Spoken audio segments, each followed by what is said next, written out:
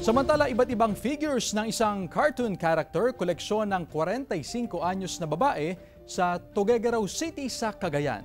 Tunghayan sa ulat ni Gab De Luna.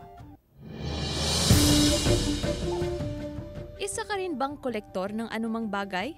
Sa Tuguegarao City, Cagayan, isang babae ang mahilig mangolekta ng anumang bagay na may karakter ng sikat na Winnie the Pooh. Siya si Myrna Jane Oli o mas kilala sa tawag na MJ. 45 anyos at isang government employee. Pero, bakit nga ba nakahiligan niyang mangolekta ng mga bagay na may ganitong karakter?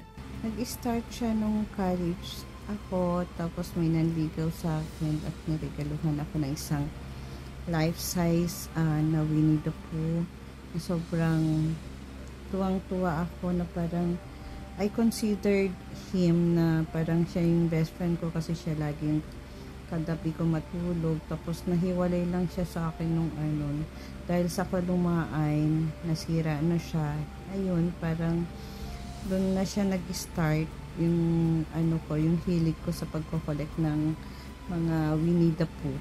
Iba't ibang bagay ang kanyang nalikom na may Winnie the Pooh character, kabilang ang beddings, accessories, mugs, sandals, damit at mga accessory para sa Christmas tree.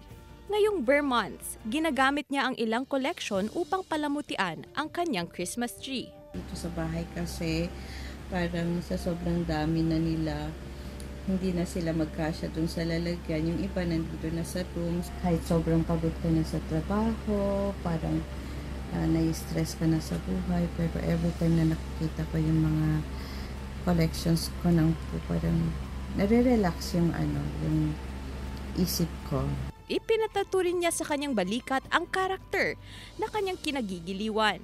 Bilang isang kolektor, kailangan din daw na maging responsable sa mga bagay na iniipon para paglaanan ng espasyo sa loob ng bahay.